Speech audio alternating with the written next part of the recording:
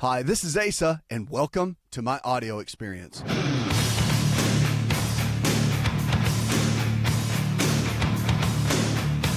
It's a new prescription for a new you, America. We'll kick this segment off and go with John. Hi, John. Welcome to the show, my friend. How can I help? Hey, nice meeting you. I was traveling through Nashville last week, and I was diagnosed with malignant tumor in the tonsil. And it was radiated and chemo, and I am completely recovered. But fantastic. Yes, I'm sorry, I'm on the cell phone. I'm hoping it won't break up on me. Go ahead. Around 3 o'clock in the morning, I suddenly wake up almost every night, almost religiously at 3 o'clock. And if I don't take one sleeping pill and maybe some ibuprofen, I'd probably be in bed waiting to try to go to sleep again. But that seems to help within a half an hour or so, and go back to sleep until 8 o'clock in the morning. I'm not sure if that's necessarily the greatest thing for me to do, but it does work. Do you have any solutions other than the sleeping pill? Sure. You had let me run down a couple things with you. So you had chemotherapy for the tumor, and how many treatments did you have? I had 30 in a row in the morning. Yeah, 30 of them for radiation. Okay. And chemo was 3 treatments. 3 treatments, and that's been how long ago? So it's been, 7 years? 7 years, yeah. All right. A lot of times when the sleeping issues begin occurring and you wake up at 3 in the morning on the dot, that tends to be the rhythm time. What happens is on the acupuncture meridian, which is, based on Eastern medicine, but on the acupuncture meridian scale, then the liver tends to be the primary organ at that time. So if the liver is really pushing out a lot of toxins of the body and that sort of thing, it can wake you up at around 2 to 3 at night, every night. And it's the biorhythm of your body that does that. And so it's pretty simple that, every organ has a time period during the day that it seems to be either regenerating or in the process of working. And the liver tends to regenerate and work around its hardest to kind of help the body regenerate around 2 or 3 in the morning. Now, there's another thing that could be taking into place, and that could be excess levels of calcium in your body. Now, when you've gone through chemotherapy and radiation, you sometimes can get, as a rebound effect, an excess amount of calcium, meaning that the normal calcium that you would eat in your foods every single day could cause the calcium in your body to become elevated. So that's one thing that could be happening. And if calcium gets elevated, it can cause you to wake up in the middle of the night. And that could be anywhere between 2 and 4 in the morning. So there's some what's going on. That's what could be going on. Now, solutions for that are this. You've gone through some pretty serious treatments, which has been really hard on your body. So what have you done since then you've made it through cancer, so what has been your strategy? I'm sure you've changed your lifestyle, the way you eat, exercise, and all of that, or have you not? Well, I'll tell you, I haven't really been doing too much. I take the once-a-year exam, and basically that's it. But when you said toxins in the liver, I do have a few beers at night, so I wouldn't be surprised if that doesn't hurt. I've heard. And maybe the toxins in the liver is probably my problem. It could be, and I'll tell you this, just on that note, if you haven't done anything since cancer as far as helping your body to regenerate, let me break this down for you real. If this is going to make it real easy to understand. The body regenerates every single day. So each day, old cells die off and new cells form. Cancer cells are nothing more than abnormal cells. That's all it is. Mm-hmm. And so, that's why the chemotherapy and the radiation and, for some people, surgery, can help as well, because you go in and you do everything to kill the cancer cells. The issue is, what are you doing to give your body the raw materials every single day so it can rebuild good, new, healthy cells? Because if there's a genetic involvement, and with cancer there is a genetic involvement, but it's mostly lifestyle choices, meaning, the air that we breathe, the water that we drink, the foods that we eat, the exercise we get or don't get, stress that we manage or don't, all of that, they all play key roles into our overall health. But the eating issue is the biggest one with cancer, because your body makes good, new, healthy cells based on the foods you eat. If you give it junk food, you're going to make junk cells. If you give it good food, you're going to make good cells. Mm-hmm. You have already had cancer. And so the greatest thing you can do, and the greatest thing I can encourage you to do, is to make great choices every single day. Mm-hmm. And once you've had it, that doesn't eliminate you from not having it again. And so, but your choices do. The American Cancer Society said that 2/3 of cancers could be virtually eliminated if people would change their lifestyle choices. Yeah. And it is hard on your liver.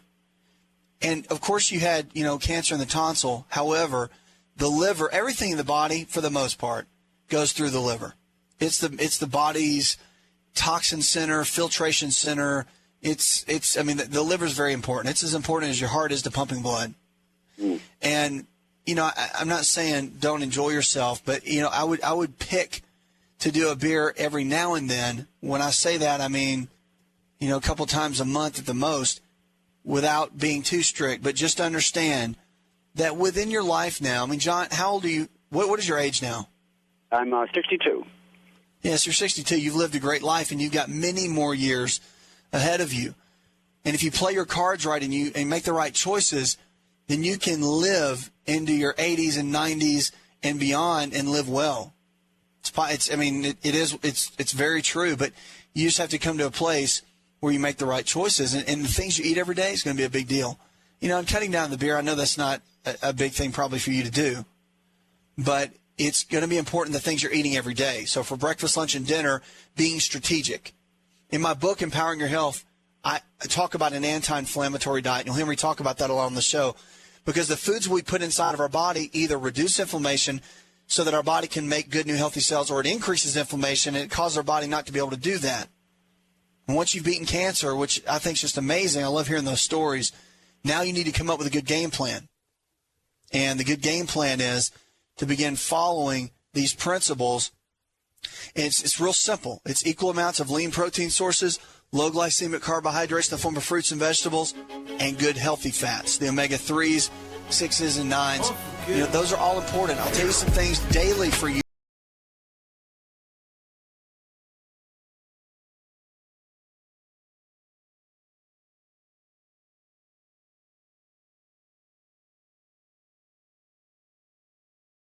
Information, or shoot me an email. But the sleeping issue, if you will increase your vitamin D, it will absorb any excess calcium. And if you'll take phosphatidylcholine at night before bed,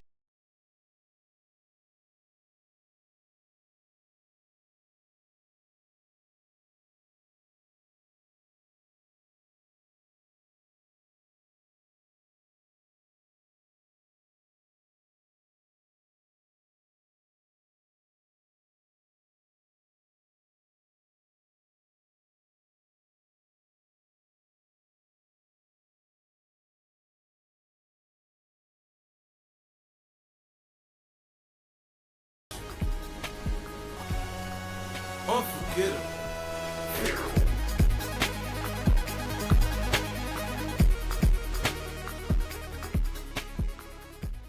Want to turn back the clock 15 years and have more energy? This is Dr. Asa telling you to just breathe with LiveO2. LiveO2 delivers the right amount of oxygen we need for optimal health. Go to liveO2.com. That's liveO2.com.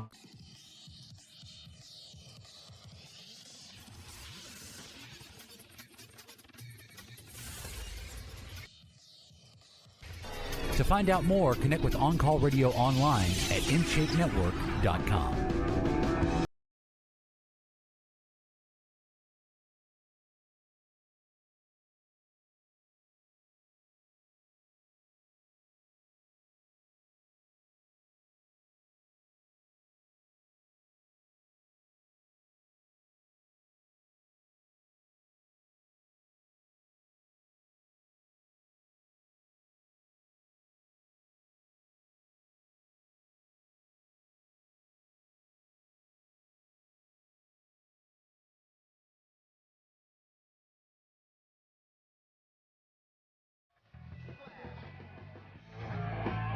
The show that's empowering your health Thanks for joining me on the program. If you need a new prescription for your life, make an appointment right now. 888-283-7272 or send me an email.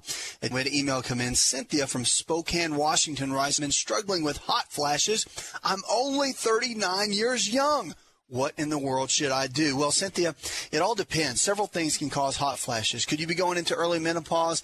It's a possibility, but very unlikely. You probably could have your estrogens could be out of balance. And there's three main estrogens. There's estrone, estradiol, and estriol. And a lot of times only one of those gets checked if there are any hormones checked by most physicians. So it's good to have all three checked along with your progesterone. And I would have testosterone checked. Get all those done by a blood test by your primary care physician. Let them look at the numbers and see what's going on. That is one of the primary issues a lot of times when you're having hot flashes. Now, there's another one. What you can need to look at is blood sugar related issues. So if you're headed toward diabetes, a lot of times it can mimic hot flashes that are similar to menopause. So that's something you want to look into as well. So their blood sugar, they can check your glucose levels on blood tests, and then also your hemoglobin A1C. That shows more of the long-term blood sugar over the last 3 months or so and how well it's been doing. You want to make sure you keep that A1C. That's kind of the marker they're using nowadays. You want to keep that under 6.0 for sure to stay away from that pre-diabetes range. But I would get that checked out. Now, in the meantime, there is a good overall balancer for women's estrogen that's just phenomenal, and it works very well. It's called Black Cohosh. Been used for many, many years and works very well with women, especially as they get into their late 30s, early 40s, when they're experiencing these types of symptoms. So I encourage you to look into that. Your health food store should carry it. If not, if you're listening to On Call, the show that's empowering your health. If you're sick and tired of being sick and tired, give us a call, 888-283-7272. Let's go to Joseph. Hi, Joseph. Welcome to the show, my friend. How can I help? The doctor fixed the phone right off. Now, back in 2005, December, I was poisoned by carbon monoxide, and I knew I was being poisoned for a long time because I had a gas meter that the company gave me, and when I got poisoned the worst, the meter was reading extremely high amounts, from 195 to 587 parts per million. Okay. And then, of course, I started feeling real sick, and then after I'd gone to the hospital and they give me oxygen, I started feeling better, and I was okay for a while, and then about, 3 or 4 weeks later, I just started feeling real sick and real tired all the time. My ears were ringing real bad. I had been sick, like with colds and flu, for a long time during the period of time I was being poisoned, at least for about 2 or 3 months, and it was a continuous illness. And it's one thing after another, just like colds, flus, upper respiratory infections. I had sores all over my body. My hair was falling out of my head by the handsful. The sores wouldn't go away. They wouldn't heal. They kept multiplying, actually. And so anyway, I ended up seeing my doctor, and I blacked out in front of him during an examination. And he said, well, that's not good, and you can't go back to work like that.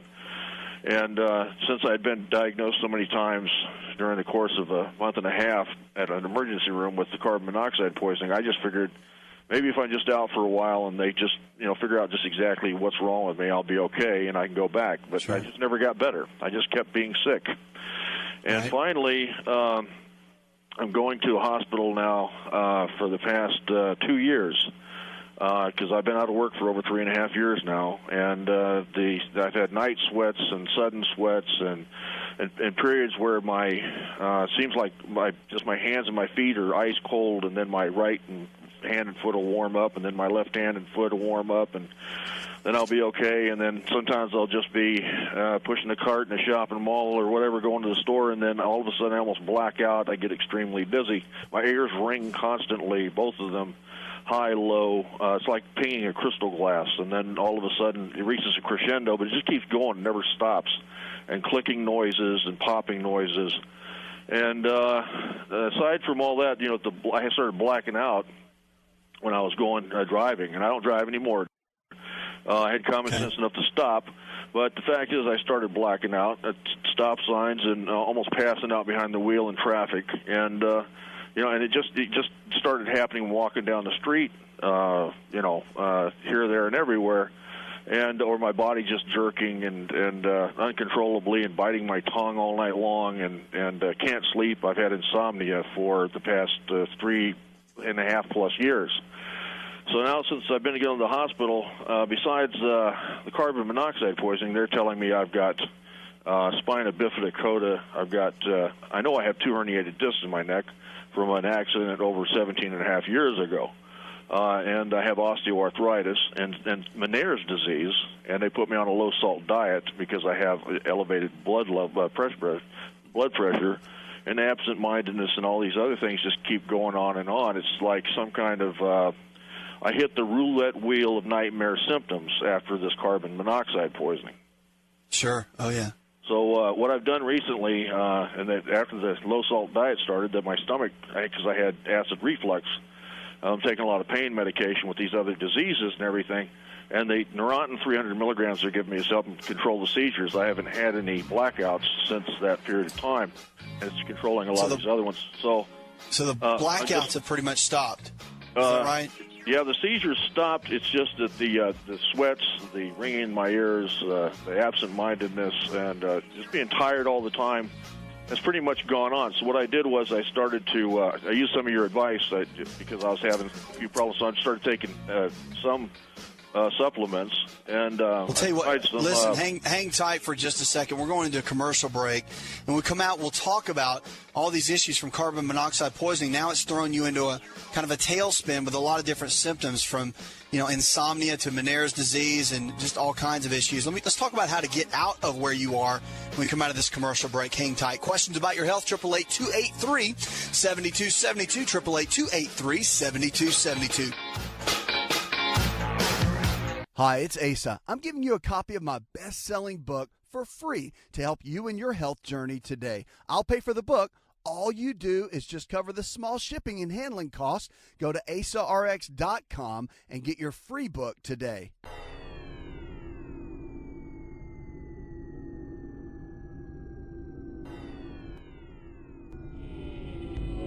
To find out more, visit the show online, InShapeNetwork.com.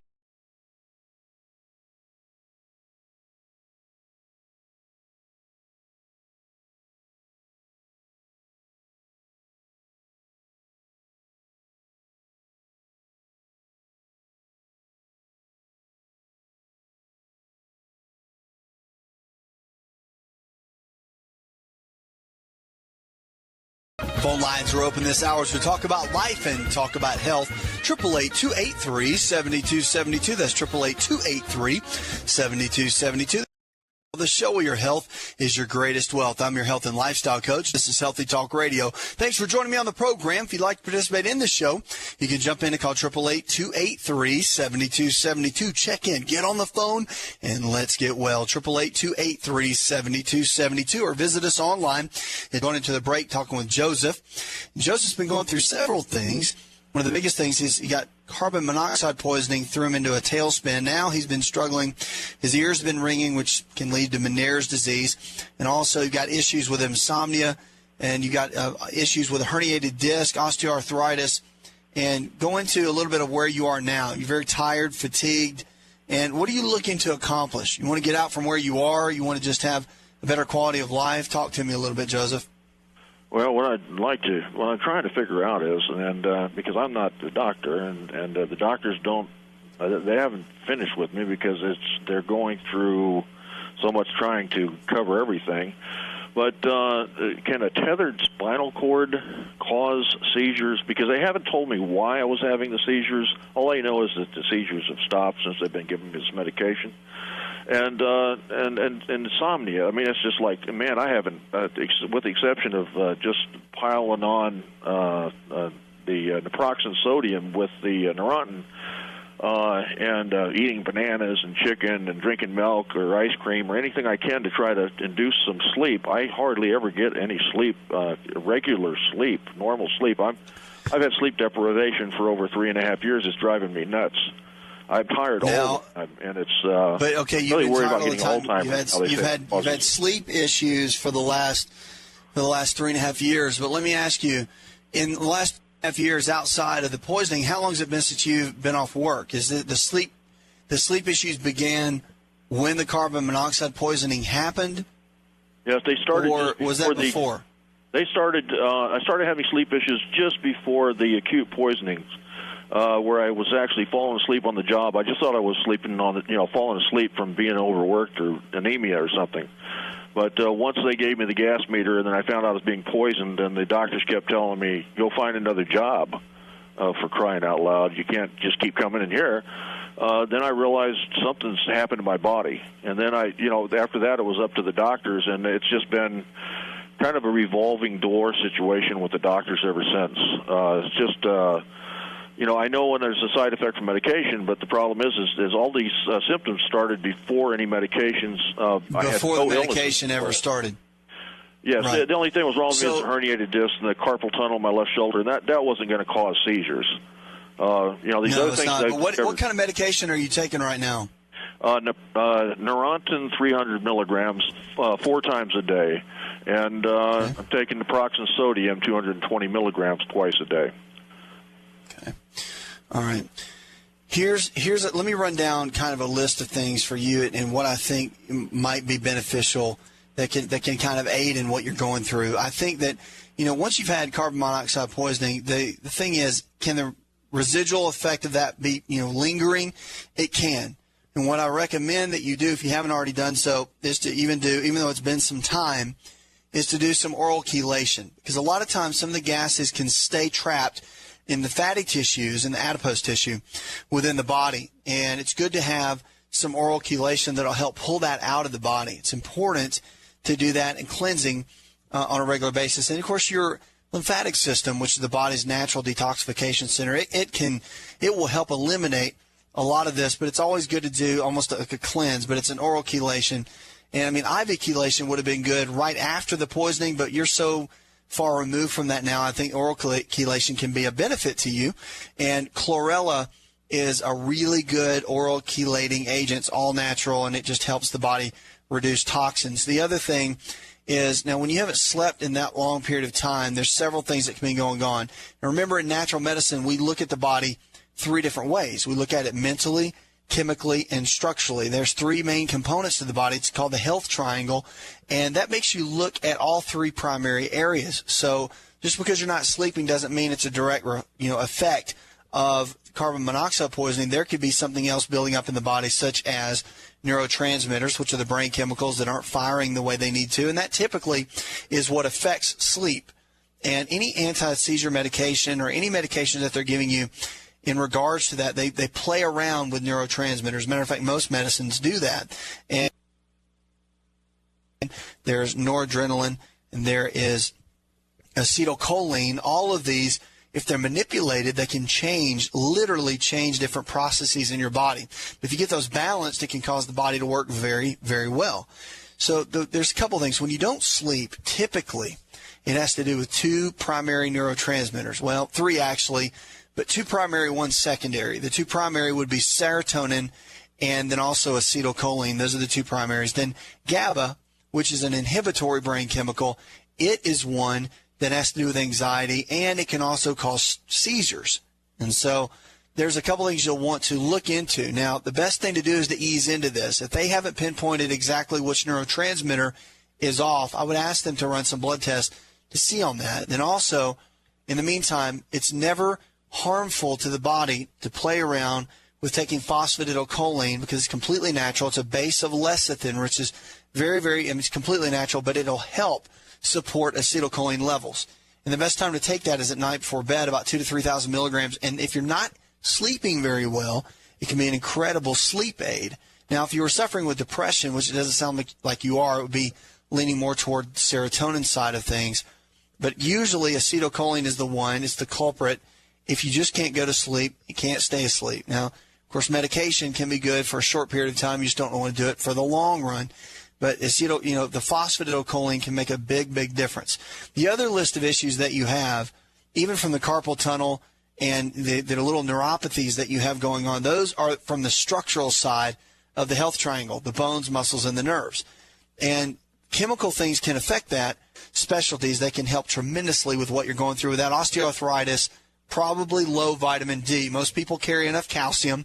I would get a blood test to check on your vitamin D levels. Make sure your vitamin D running between 70 and 90 on the blood test. Now, Meniere's disease is a whole different animal.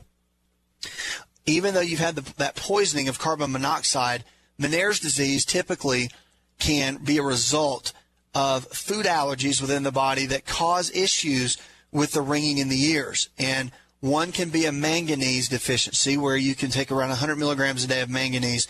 That can be helpful. Just follow those instructions on the bottle. You can get that at any health food store. Ionic manganese is the best, though. It's a liquid, and it's much better than tablets. But then also wheat allergy, which basically just wheat products, from breads, pastas, cereals, crackers, things like that. All of those can be major issues, causing and really issues within the right ear, and the manganese would be more in the left ear. And the fatigue and that sort of thing is definitely coming from the fact you're not sleeping. I would start there.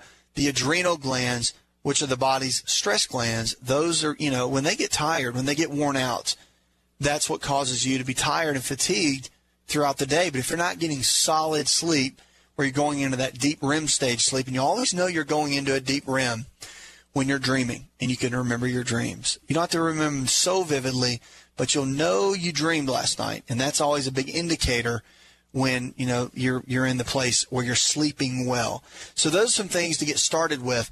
You stay with your doctors, obviously, and I know they're plugging away at it, but we'll be here to walk you through the process as well, just to be a teammate to you. Of course, I'm here each and every night, but you can also email me.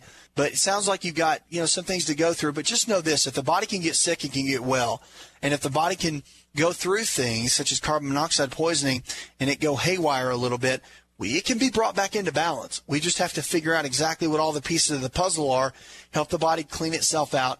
And remember, the things you eat every single day are going to be the things that help create the good new healthy cells. Make sure to follow the anti-inflammatory diet. You are what you eat. That is the foundation. Regardless of all the things that I've laid before you, what you eat every single day is going to determine the foundational basis of what your health is going to bring. And don't forget to add in a tablespoon of cod liver oil for the omega-3 fatty acids that your body desperately needs every single day. And we don't get those in many of our foods at all. Thanks for the call, Joseph. Questions about your health, 888-283-7272. That's 888-283-7272. If you need a new prescription for your life and you're sick and tired of being sick and tired, give us a call. This is the way to email come in.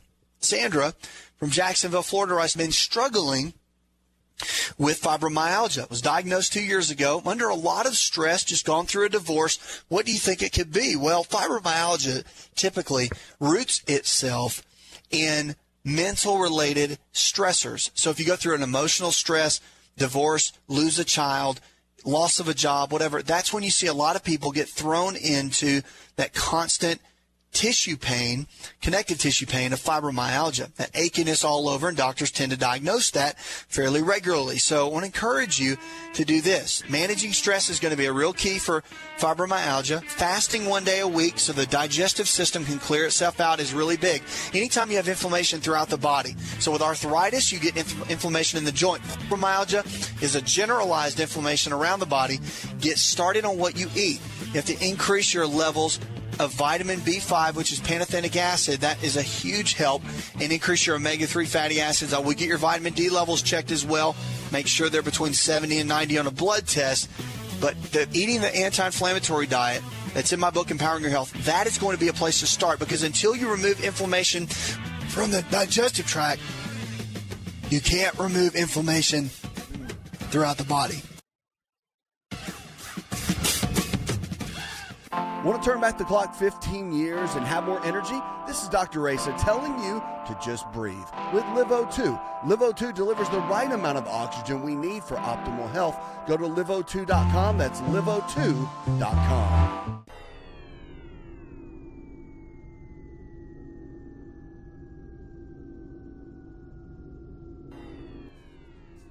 Connect with On Call Radio and watch On Call TV at InShapeNetwork.com.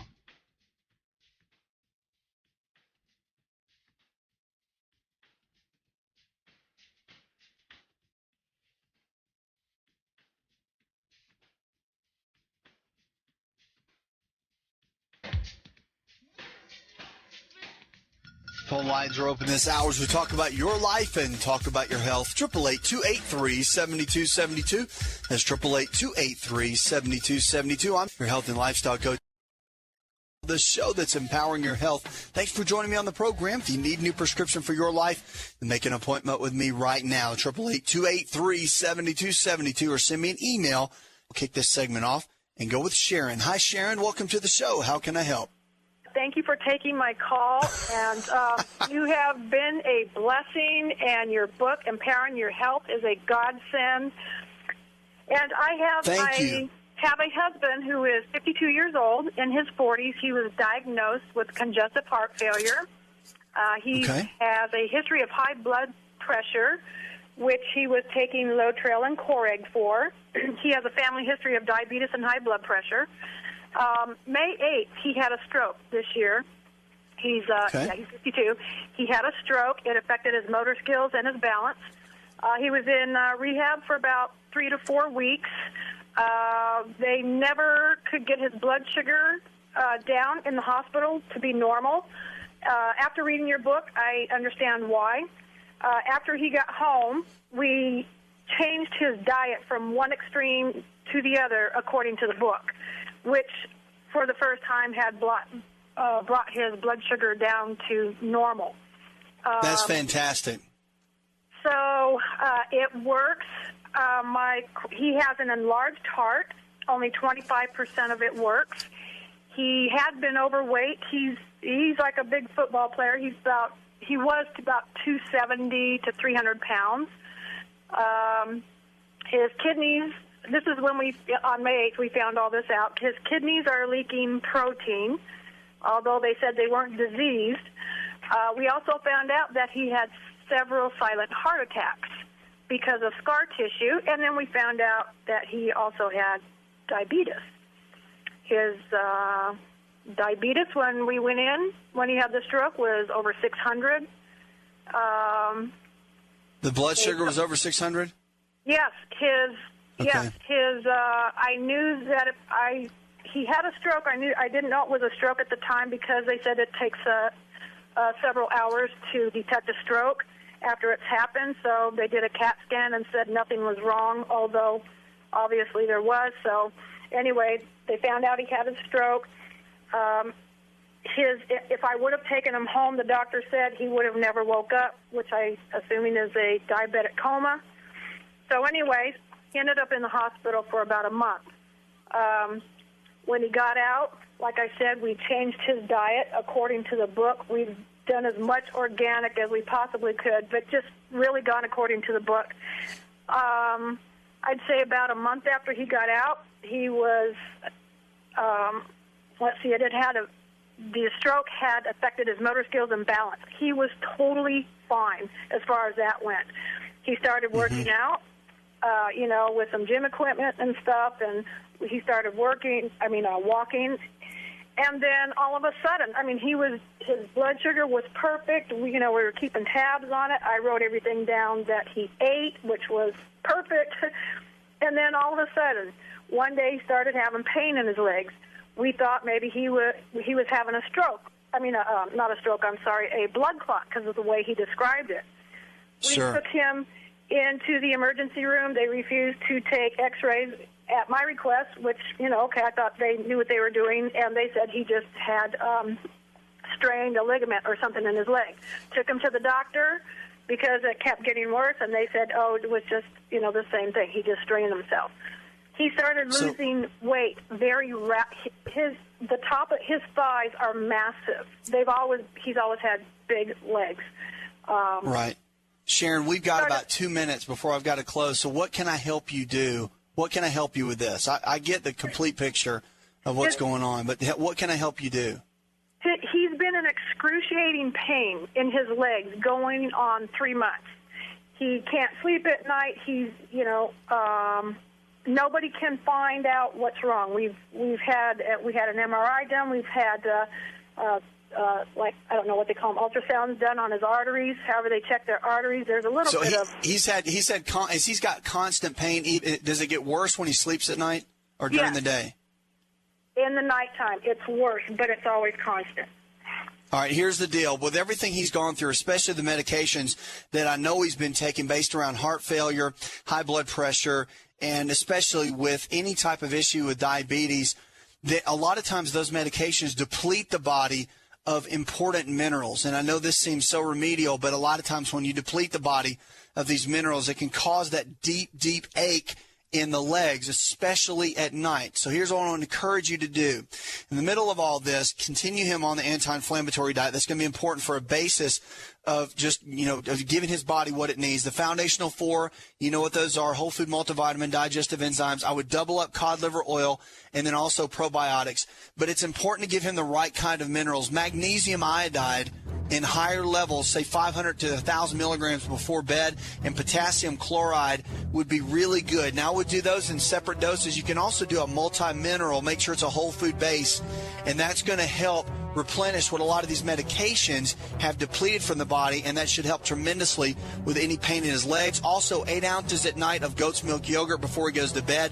It's the highest absorbable form of calcium that we can take. Thanks for the call, Sharon. We're always here for you. Puts another hour in the chart. The show that's empowering your health, like think producers in the booth. I'm your health and lifestyle coach. If you called the show, we missed you. You can always send me an email online. I'll be back sooner than you think. In the meantime, forget about the past. It's gone. Focus on today. That's your gift, and realize your best days are still ahead. Whether you're absolutely thriving or challenged in a hospital bed, remember there's always hope to get your health back. That's what we're always here for.